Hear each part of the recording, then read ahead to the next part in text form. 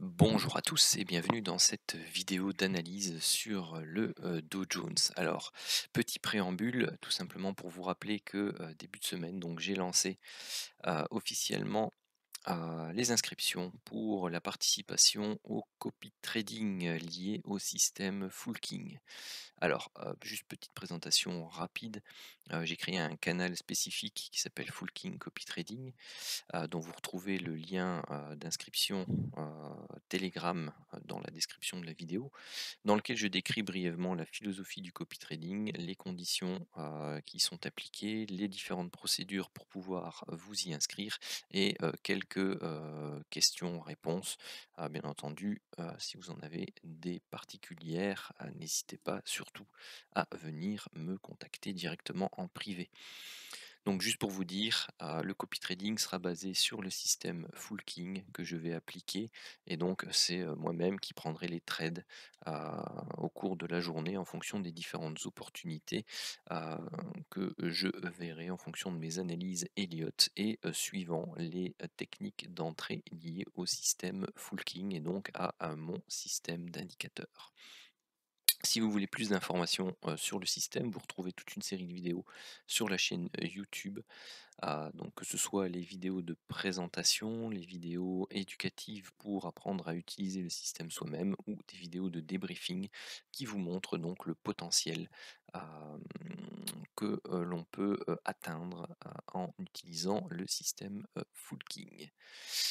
Si tu n'es pas encore abonné à la chaîne YouTube, eh bien surtout n'hésite pas à le faire, n'hésite pas non plus à activer la petite cloche afin d'être alerté lorsque une nouvelle vidéo, que ce soit une vidéo de débriefing du système Full King, une vidéo éducative, de formation ou une vidéo d'analyse, sort et surtout n'hésite pas à laisser, des petits commentaires, même si c'est juste pour dire, «Salut, j'ai apprécié la vidéo». Ou un petit pouce ou si tu n'as pas aimé ou si tu as un commentaire contradictoire à faire, surtout n'hésite pas non plus. Tout ça, permet de développer et de faire connaître la chaîne, YouTube, suivant donc les, processus de référencement et donc tu aides au développement de la chaîne YouTube et si tu apprécies, que tu veux la partager sur tes réseaux, n'hésite pas non plus. Si tu veux la partager à des personnes qui sont intéressées par l'analyse technique et le trading, ce sera avec grand plaisir. Allez, sur ce, commençons un peu, la review pour le Dow Jones. Alors comme on est, ici le 2 avril, donc bah, on va regarder un peu la bougie, mensuelle du mois de mars, pour voir un peu, ce qui s'est passé. Donc bon, bah, là vous avez les décomptes, hein, qui, apparaissent, mais ce sera plus clair sur les unités de temps inférieures. Qu'est-ce qu'on avait eu précédemment? Donc on avait eu ici cette, oblique, montante qui servait, sur le mois de janvier et février, en tant que résistance et sur laquelle on avait buté ici au mois de, décembre également. Eh bien, après hésitation, le mois de mars a très clairement cassé à la hausse les 2 derniers plus hauts. Donc les 2 plus hauts de ces mèches-ci, donc de ces, potentiels, on va dire, doji, enfin ou toupies ou voire presque des marteaux inversés sur zone de résistance potentielle, et bien tout ça a été explosé à la hausse par un gros chandelier vert avec une petite mèche basse et une petite mèche haute. Donc c'est un corps de bougie qui fait plus de 70%, donc pour moi c'est assimilé à un Marubozu. Donc c'est un signe relativement important haussier. Et je vais peut-être juste rajouter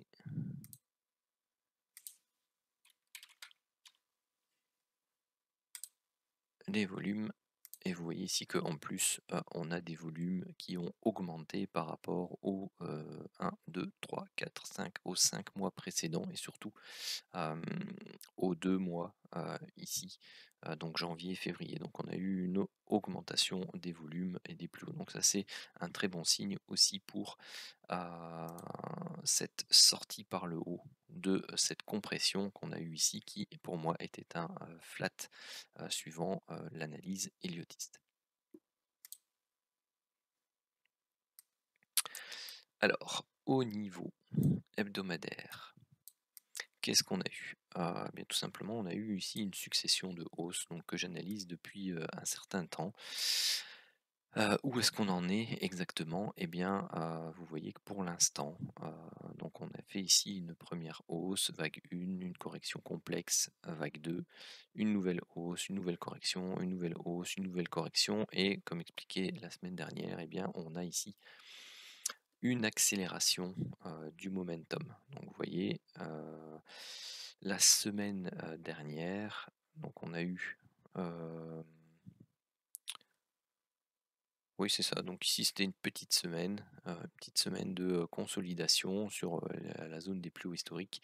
Après, une semaine où on a eu une sorte de marteau. Donc il aurait fallu une mèche un peu plus longue, hein, parce qu'on dit généralement qu'il faut que la mèche soit 2 fois plus longue que le corps. Bon, ici, en fait, c'est, une demi-bougie, la mèche fait la moitié de la bougie. Après, donc un gros marubozu, un marteau inversé, donc, un doji, donc sur plus haut, historique, donc ça a marqué une première re élément par rapport à un besoin de consolider. Ici on a tenté, on a aussi entre 2 et là on a fait encore, une petite, bougie d'hésitation, cette semaine.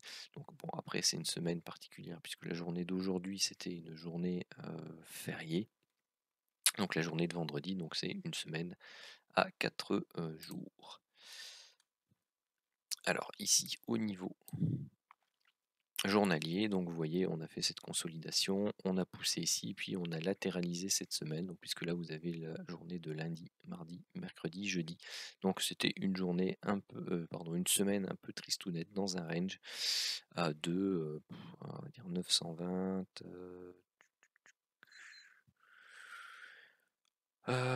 donc 80, 340 points. Bon, c'est déjà pas mal hein, pour refaire de l'intraday, mais bon, il n'y a pas eu énormément d'accélération, donc c'était plutôt une semaine de consolidation après cette forte reprise haussière.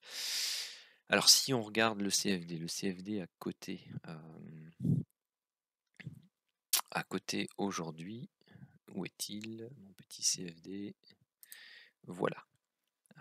On va se mettre en journalier hein, pour que vous puissiez voir qu'est-ce qu'il nous a fait. Eh bien, le CFD aujourd'hui, il est venu casser ici la zone des derniers plus hauts historiques sur CFD.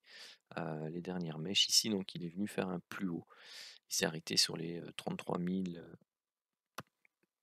370, pardon, avec une petite mèche ici en fin de séance. Enfin, si on peut appeler ça une séance. Mais donc voilà, ici, sur CFD, on a fait un plus haut. Eh bien, j'ai envie de dire, pour le moment, on est toujours avec ce plus bas là autour des 32 080, hem, qui constituera vraiment, ici le premier niveau, pardon, à casser, à la baisse pour dire de commencer à infléchir cette belle tendance haussière qui, eh bien, prend forme, tout doucement, jour après jour, semaine après semaine.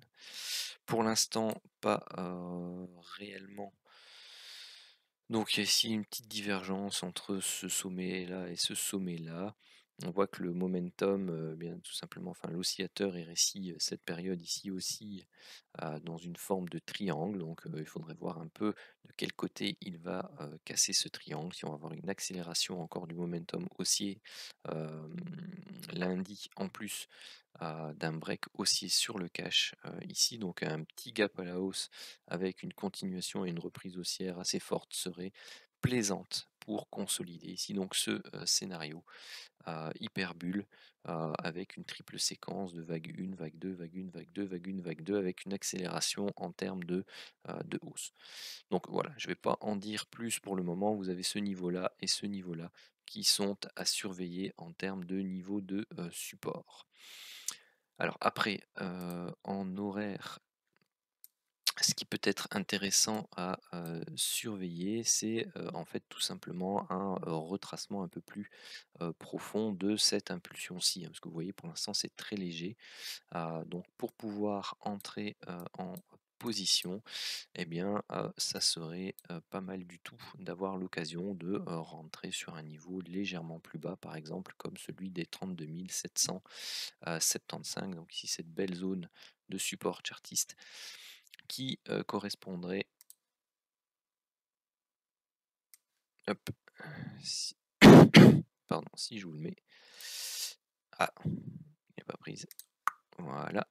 Ici, au retracement Fibo, en plus des 38,2%, il y a ce gap qui est resté ouvert ici au niveau des 50% de retracement. Donc ce serait pas inintéressant d'aller rechercher cette zone-là. Et vous voyez que ce qu'on appelle la golden zone, donc c'est-à-dire la zone des 38,2, 61,8 ici au niveau Fibonacci, constitue pile poil ce range central que l'on a eu la semaine précédente de la structure correctrice. Donc ça, c'est pas mal du tout. En termes de... ah, pardon, c'est pas ça que je voulais faire, c'est lui. En termes de zone à aller travailler pour potentiellement sur le cash, et bien tout simplement une structure en A, B, C, A, B, C, et puis un petit flat, donc 5 temps à la baisse qui reviendrait travailler cette golden zone. Si on a un break, et bien tout simplement j'attendrai une nouvelle consolidation pour essayer de re-rentrer à nouveau à l'achat, puisque toute cette semaine, quand j'ai essayé de travailler les entrées ici, et bien je me suis fait tout simplement stopper ABE à chaque fois.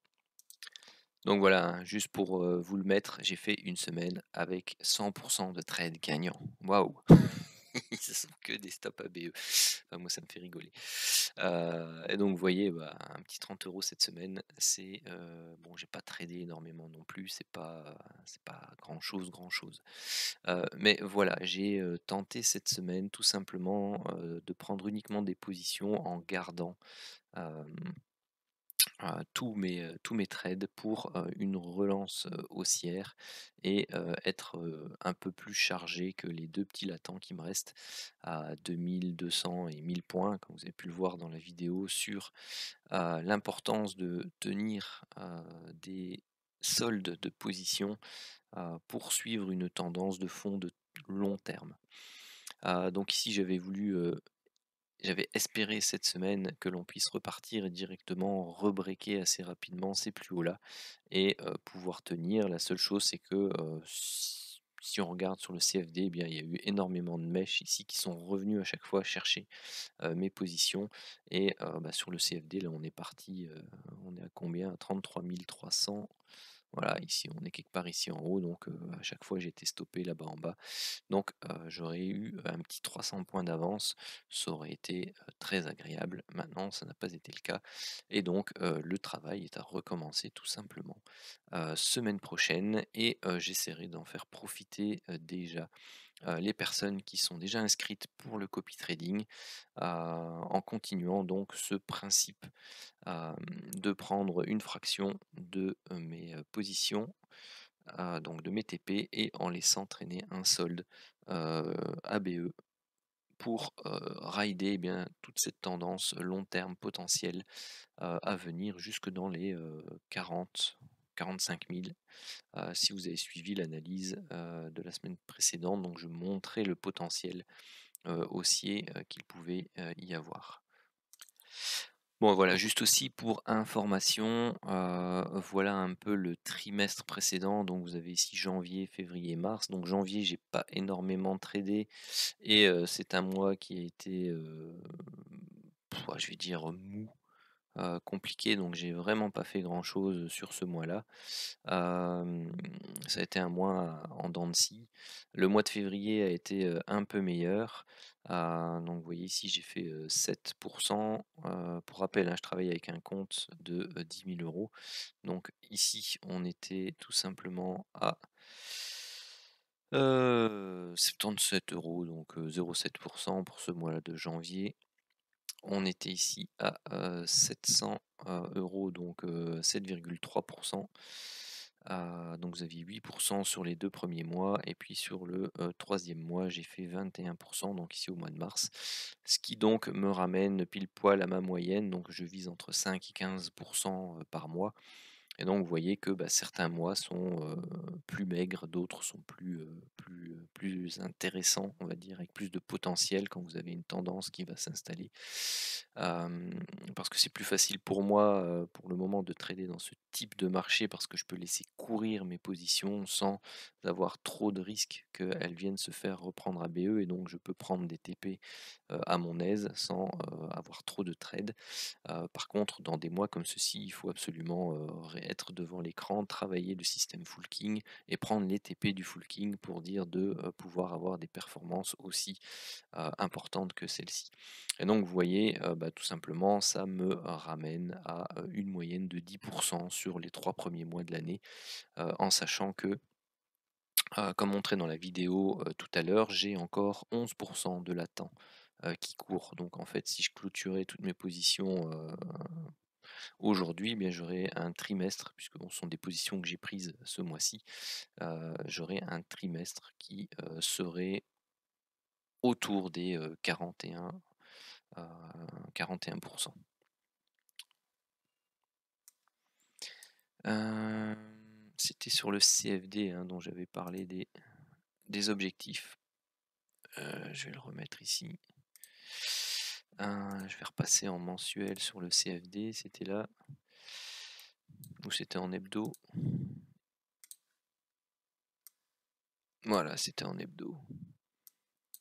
Donc voilà, ici, hein, vous avez donc j'expliquais, la semaine dernière que si ceci était une, structure haussière ou en A, B et C, on avait un objectif de, vague C égale à la vague A, étant autour des 37 000 déjà. Si ceci est une vague 1, ceci est une vague 2, eh bien vous avez une vague 3 qui va souvent rechercher 161,8, donc on est à 43-44 000.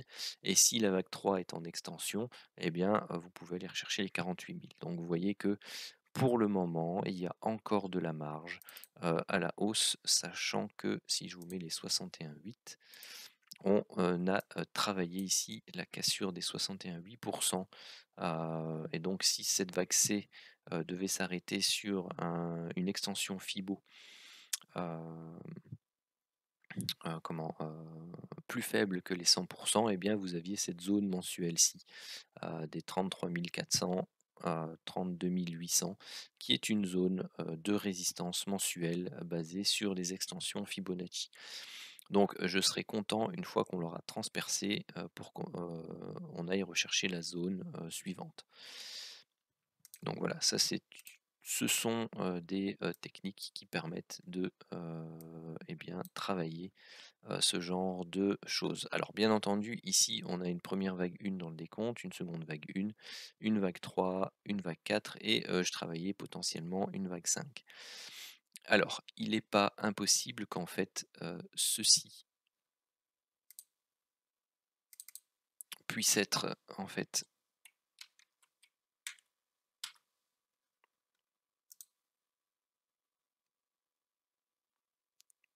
ou alors je vais les non, je vais les mettre comme ça, avec les petits crochets.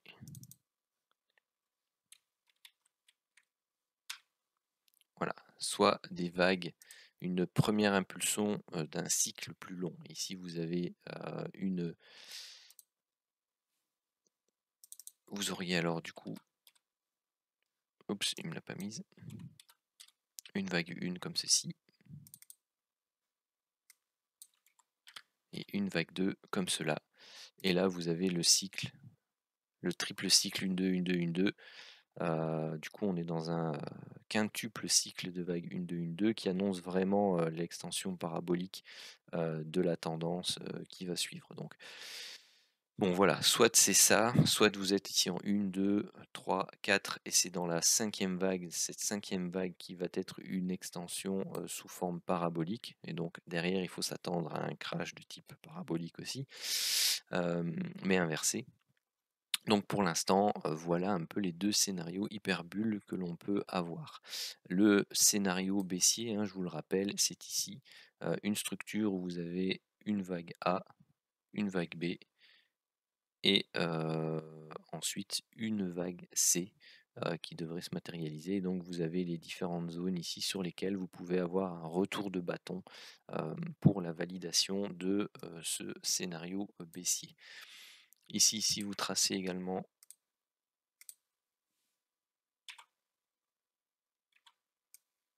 hop, donc tout à l'heure je les avais tracés dans l'autre vidéo, vous avez ici un premier canal possible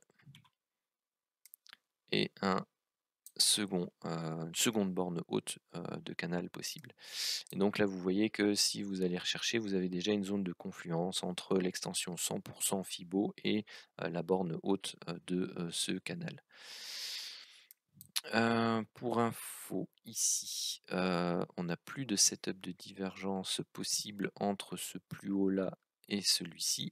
Pareil, maintenant celui-ci, hein, donc vous avez un potentiel setup de divergence ici plus court. Je vais enlever ça, hop. Plus court terme qui peut être en train de se former, puisque maintenant on a dépassé sur le CFD ici le plus haut de cette vague 1 là. Donc pour pouvoir avoir une hausse qui se continue sans trop de problèmes, il faudrait que le momentum ici sur le King Div continue et vienne casser ces derniers plus hauts. Parce que vous voyez, les précédents plus hauts l'ont fait aussi par rapport à celui-là. Pas encore par rapport à celui-là, mais il faudrait bien aller rechercher des zones plus hautes que celle-ci afin de vraiment casser cette dynamique de divergence ici possible. Donc on a déjà commencé, vous voyez ici la trend line ici qui a été cassée, on a fait un pullback dessus et puis maintenant on espère une reprise un peu plus forte avec une accélération du mouvement la semaine prochaine ou la deuxième semaine d'avril. Voilà, donc ceci termine ma vidéo d'analyse hebdomadaire sur le Dow Jones. Je vous souhaite à tous un excellent week-end de Pâques. Surtout, n'hésitez pas à liker la vidéo, à la partager un maximum. Ne mangez pas trop de chocolat, hein, n'abusez pas, après vous allez être malade. Profitez bien, pour ceux qui en ont l'occasion, et bien tout simplement de votre famille, de vos enfants. Amusez-vous avec eux à la chasse aux œufs. Et surtout, revenez en forme la semaine prochaine pour le trading et pour participer au copy trading Full King. Allez, ciao!